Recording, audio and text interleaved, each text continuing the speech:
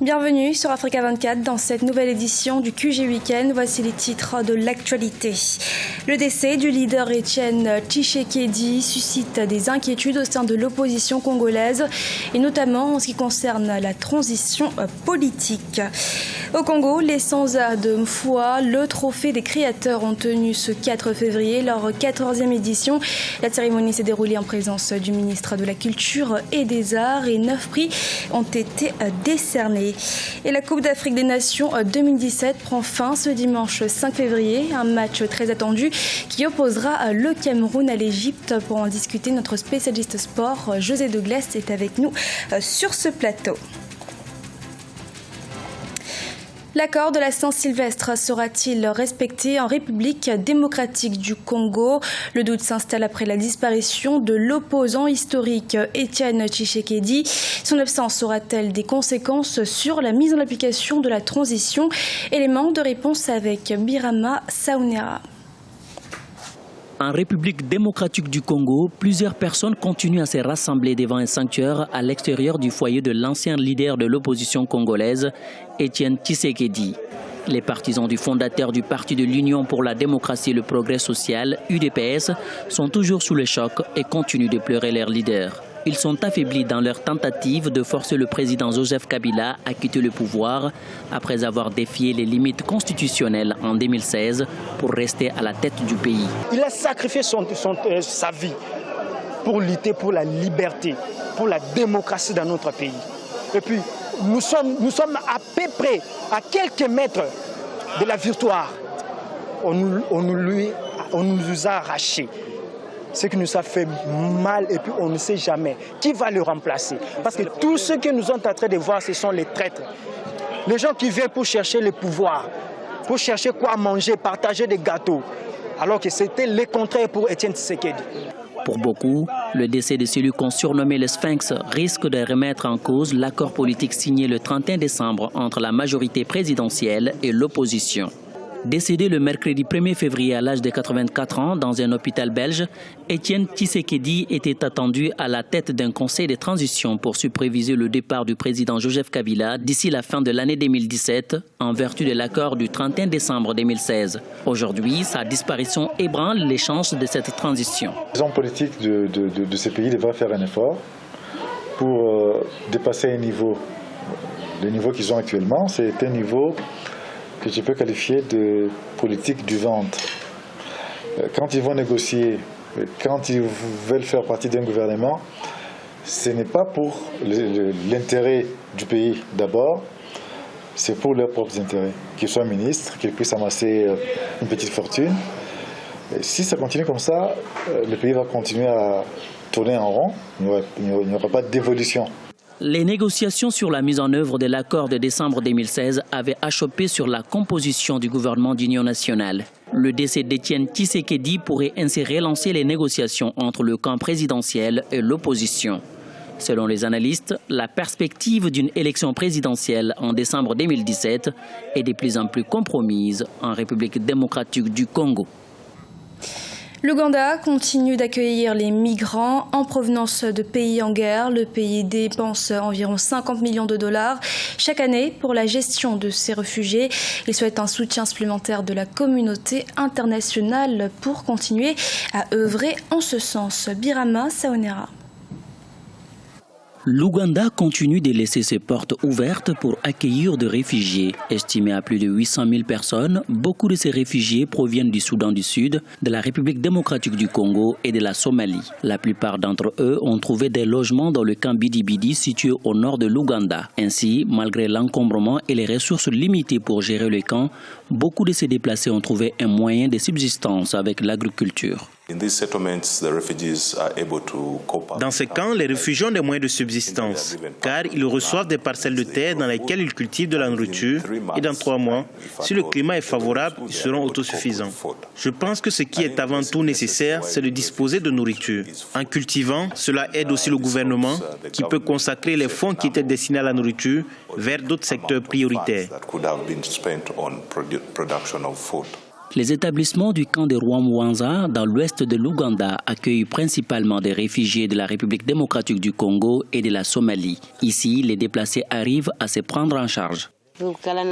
Je vis ici avec mes enfants. Nous travaillons, je fais même partie d'une coopérative où je peux emprunter de l'argent. Les enfants peuvent aller à l'école et avec l'argent du régime d'épargne, nous pouvons faire autre chose. Dans certains camps, les réfugiés vivent avec les communautés d'accueil et bénéficient des services d'éducation et de santé mis en place par le gouvernement.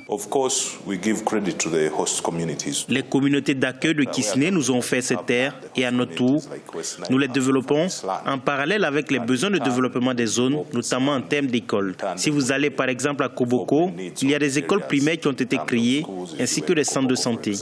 Cela profite à la fois aux habitants et aux réfugiés. L'Ouganda est actuellement le 3e pays d'accueil des réfugiés en Afrique. Le pays dépense environ 50 millions de dollars sur les réfugiés chaque année. Malgré les difficultés rencontrées pour faire face à un grand nombre de réfugiés, l'Ouganda ne compte pas fermer ses portes et invite le reste du monde à s'inspirer de son exemple. Plusieurs artistes ont été récompensés lors de la 14e édition des Trophées des créateurs, les Sans Adam Foire. C'était ce samedi 4 février à l'Institut français du Congo. C'est l'un des événements les plus attendus par les artistes qui accordent des récompenses aux artistes les plus méritants. Deva Penzo repartage.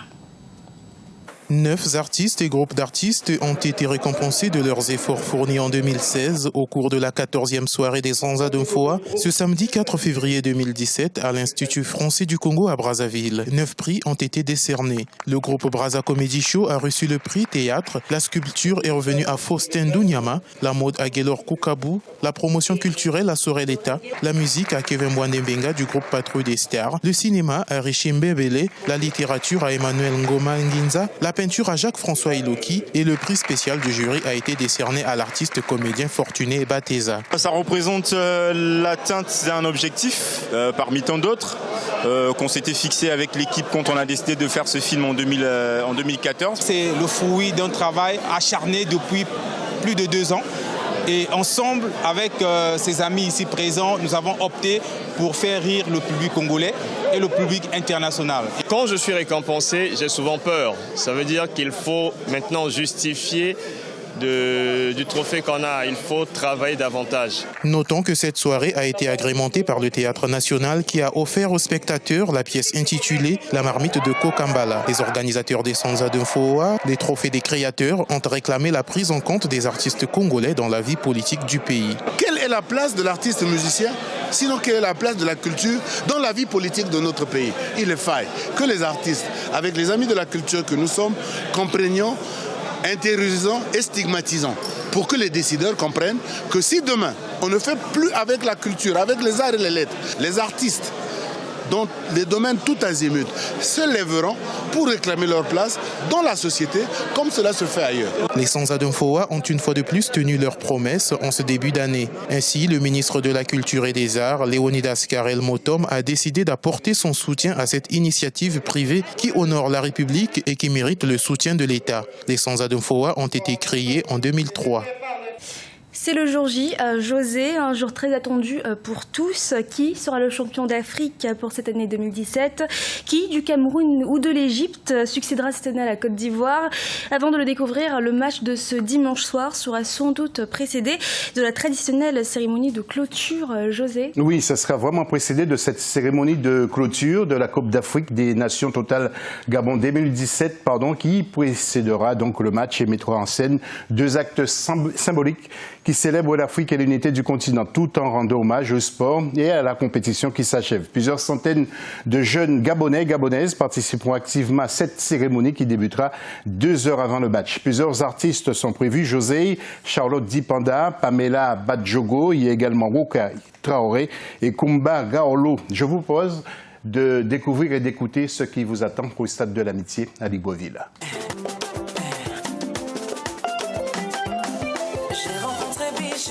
Il a le soin, il a la classe. Mignon garçon, intelligent, il est posé. On s'est rencontrés, on s'est aimé. Ça n'a pas loupé, il m'a dit je veux t'épouser. Tu seras la mère de mes enfants, tu seras ma reine. Ça fait... Enjeu de taille, José, pour les deux équipes, c'est la suprématie du foot africain qui se dispute aussi. Exactement. D'abord, Hector Cúper, le sélectionneur argentin de l'Égypte, connaît parfaitement le football expérimenté, vieux renard des matchs en jeu. Il peut déjouer tous les pronostics. Il dispose de plusieurs armes offensives et particulièrement Mohamed Salah. Mais cette équipe a peur et se replie énormément en défense. Il faudra que les attaquants camerounais fassent céder les rideaux. Ils savent comment faire car ils l'ont fait justement devant le Ghana. Écoutons Hector Cúper, l'entraîneur des Pharaons. J'ai bon espoir que cette 13e finale va nous porter chance, même si, à vrai dire, je ne suis pas très chanceux en finale. C'est déjà une finale très spéciale pour moi. Notre objectif sera de gagner. J'espère qu'on aura l'occasion de célébrer la victoire avec l'ensemble du pays. Et l'Égypte ne sera pas face à 11 lions, mais 22 millions d'habitants du Cameroun, avec le président Paul Biya en tête, pour attendre une victoire qui permettra au peuple camerounais aussi de redonner confiance à une équipe des Lions qui balbutiait depuis quelque temps. Écoutez ce florilège de témoignages réalisés par Viviane Baoken, l'un de nos correspondants permanents au Cameroun. Écoutez ce que disent les supporters camerounais. Veut nous ramener le trophée. Il est vrai que le match peut être difficile, mais impossible n'est pas camerounais. Les Lions vont gagner l'Égypte 4-0 parce que les Lions, il y a Ondoa qui est le meilleur gardien d'Afrique là. Oh, c'était vraiment fantastique parce qu'on ne s'attendait pas. Ils ont fait de très belles spectacles. Et puis un petit clin d'œil sur le tableau Mélina pour rappeler que la 3e place a été remportée par le Burkina Faso, 1-0 face à l'équipe du Ghana avec une belle frappe d'Alain Traoré. Et puis la finale de ce dimanche qui est très attendue entre le Cameroun et l'Égypte, qui l'emportera? Eh bien, réponse dans notre émission à 21h30 GMT, le grand magazine d'Africa 24. Un match compliqué qui s'annonce pour les deux équipes, une qui joue à la défensive et l'autre très offensive, José. Exactement, il a été aussi de bon aloi d'interroger un de nos éditorialistes, en l'occurrence un Malien, Mohamed Traoré, sur cette finale pour savoir ce qu'il pense de cette rencontre dont je rappelle que le jeu de l'Égypte est basé sur une tactique très défensive. C'est l'une des meilleures défenses justement de cette CAN, un but seulement. Et le Cameroun, c'est un jeu très offensif avec les Dip També ou Mokonjo qui retrouve justement la grande forme actuellement. Et bien sûr, avec le grand gardien camerounais Fabrice Ondoa. Le point avec Mohamed Traoré. Mon point de vue, c'est qu'on verra un match entre les deux équipes qui ont été les plus forts du point de vue mental pendant cette compétition, les plus constantes aussi. Nous avons vu une équipe égyptienne très solide, très physique, face à une équipe camerounaise aussi qui va être très présente sur le plan physique et aussi tactique. Ça va être une finale très intéressante à regarder, des styles de jeu différents. Et je pense que le score ne va pas être... il n'y aura pas trop d'écart. Voilà, juste pour vous dire bien que Roger Milla, qui a participé à un match historique Égypte-Cameroun en 1986, sera là, ainsi que Eto'o, Samuel Eto'o, l'ancien avant-centre de la sélection du Cameroun. Finale à ne pas manquer. Je n'y manquerai pas pour ma part, José. Ce journal a été réalisé par l'ensemble de la rédaction. Nous vous remercions de votre fidélité. Sans plus tarder, une nouvelle édition de l'actualité sur Africa 24.